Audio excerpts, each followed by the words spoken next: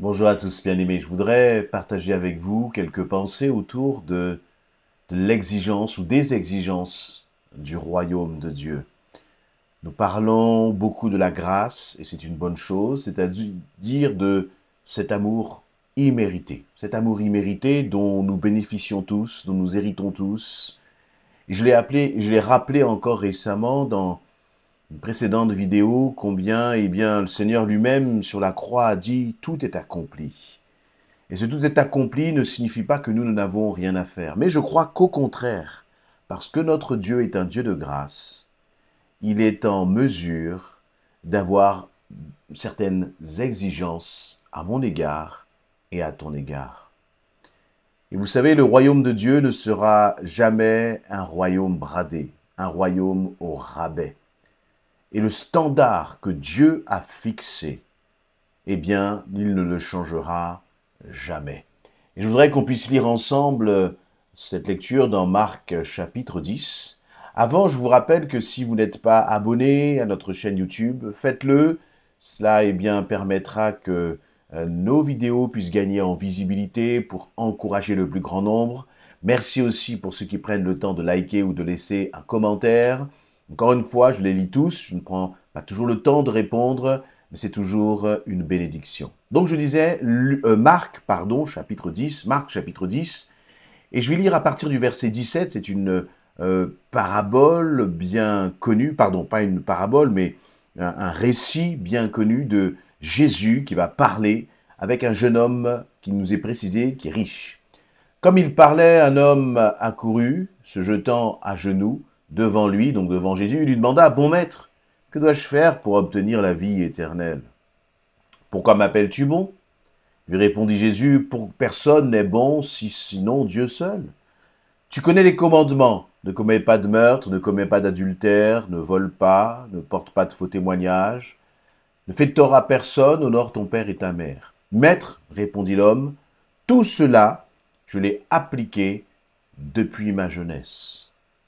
Jésus posa sur cet homme un regard plein d'amour et lui dit, « Il ne te manque qu'une chose, va, vends tout ce que tu possèdes, donne le produit de la vente aux pauvres et tu auras alors un capital au ciel. Viens et suis-moi. » En entendant ces paroles, l'homme s'assombrit et s'en alla tout triste, car il était très riche.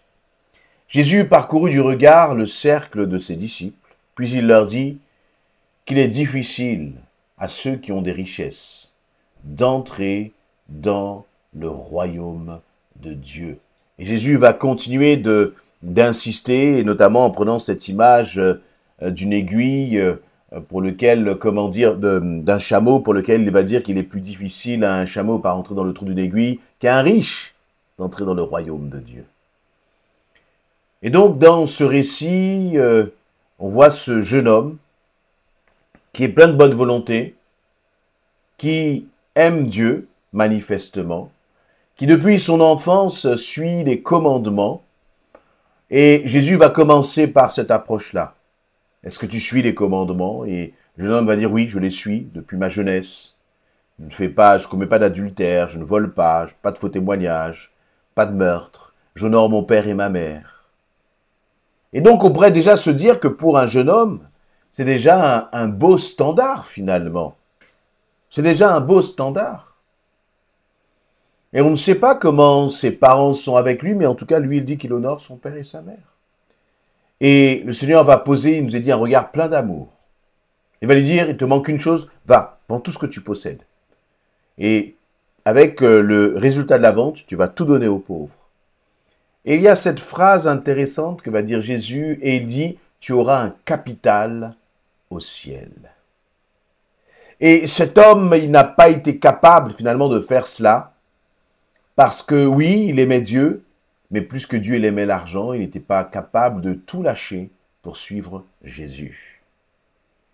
Et si on regarde à notre propre parcours, notre propre histoire, à notre propre comportement, la question est, toi et moi, sommes-nous capables de tout lâcher pour Jésus-Christ?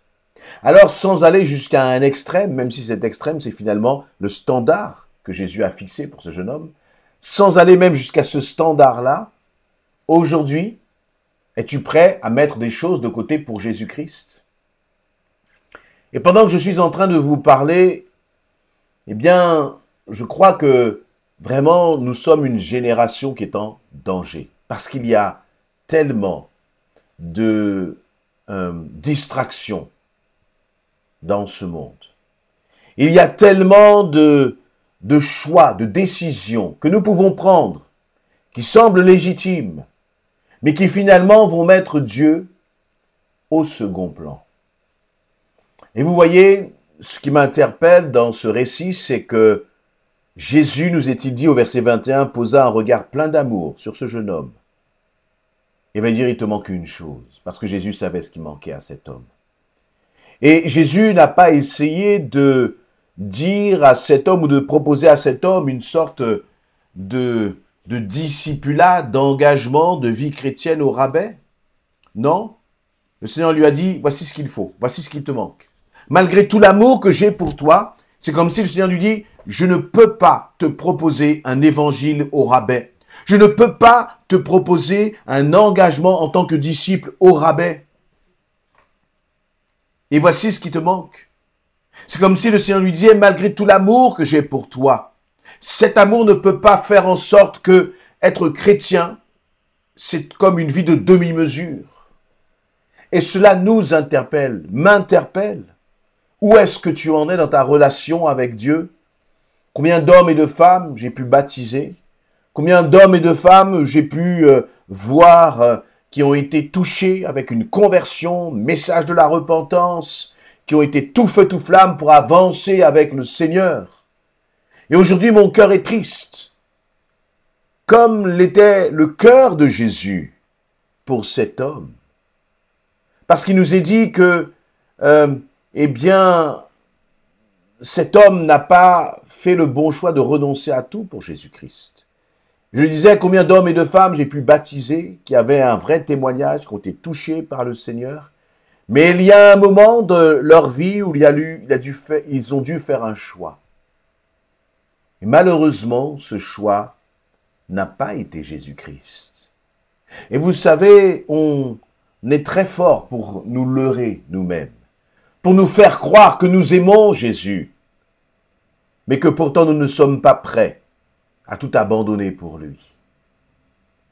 Nous ne sommes pas prêts, même dans nos choix du quotidien, à renoncer pour dire « Jésus, je te choisis là ».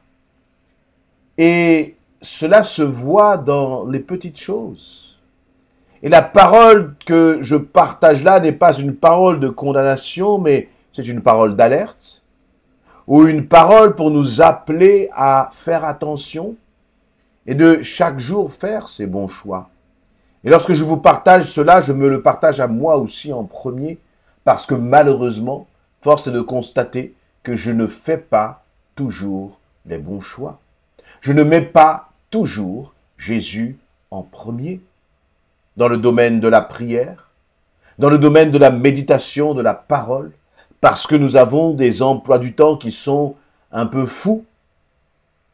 Mais laissez-moi vous dire que Jésus ne va pas changer son standard pour moi. Il ne va pas rabaisser son standard pour moi.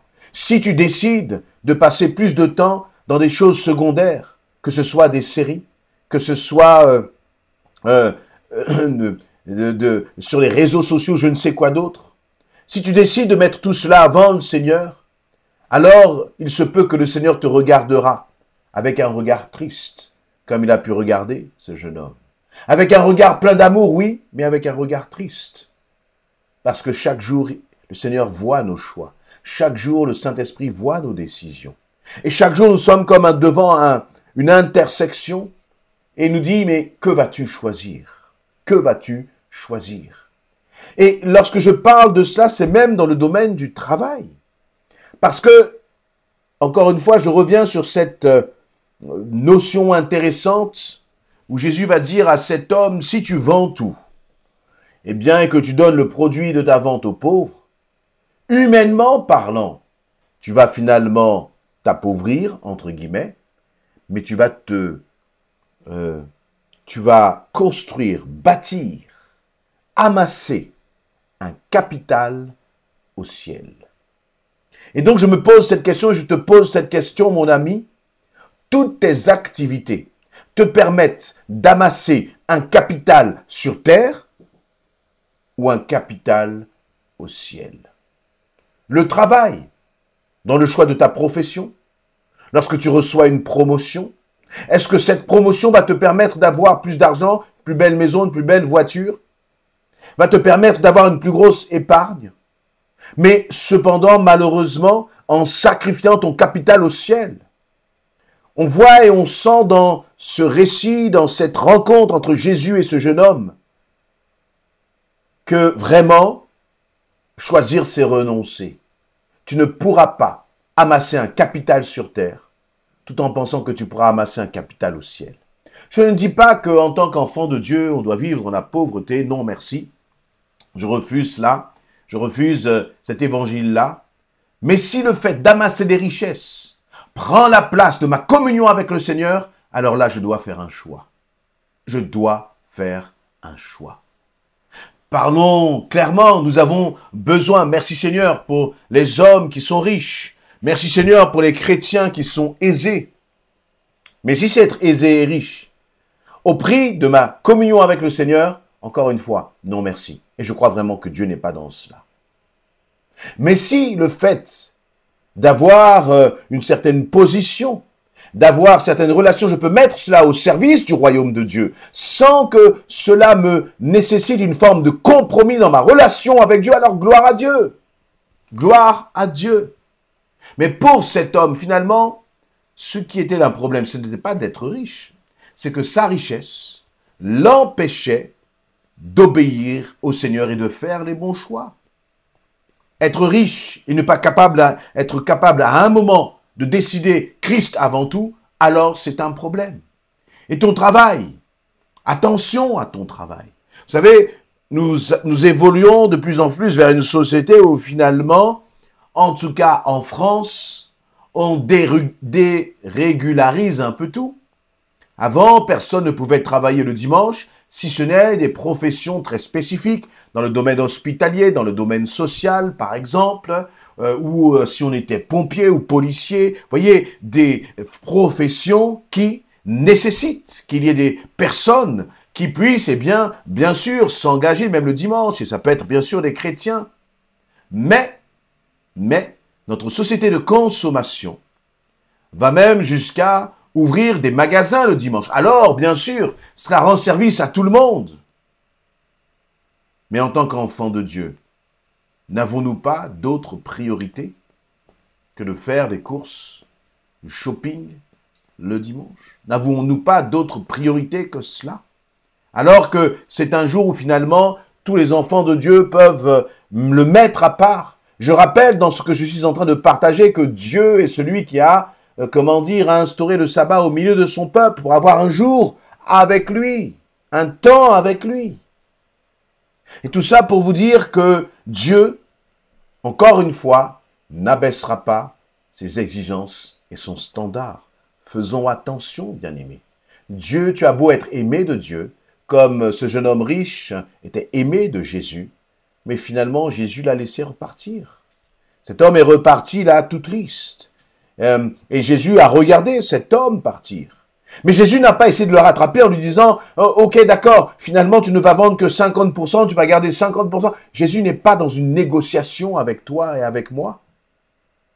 Mais Jésus, et pourquoi Jésus peut se permettre de ne pas être dans une négociation dans les attentes qu'il a à notre égard? Parce qu'il est celui qui a donné toute sa vie à la croix. Il n'a pas donné un peu. Il n'est pas monté à moitié à la croix. Il n'est pas monté et redescendu en disant « Bon, c'est bon, ça fait 5 minutes, 1 heure que je suis là, j'ai trop souffert, ça ira. Maintenant, je remonte vers mon Père. » Non, il a été jusqu'à la mort sur la croix. Et c'est pour cela que Jésus, lui, n'attend pas de nous une sorte d'amour au rabais. Il veut tout de toi, il veut tout de moi, entièrement, totalement. Et ne t'inquiète pas, il t'aidera, il a déjà payé le prix, justement, il a tout accompli. Mais c'est à nous de faire les bons choix, chaque jour, dans chaque décision que tu prends. Est-ce que Jésus est en premier? Est-ce qu'à travers la décision que tu prends, tu es en train d'amasser un capital au ciel ou un capital sur la terre? Et tu es en train même peut-être d'hypothéquer, de condamner ton capital au ciel à cause des décisions que tu prends ici-bas? Bien-aimés, réfléchissons. Soyons sérieux avec notre Dieu, parce qu'il en est digne. Amen.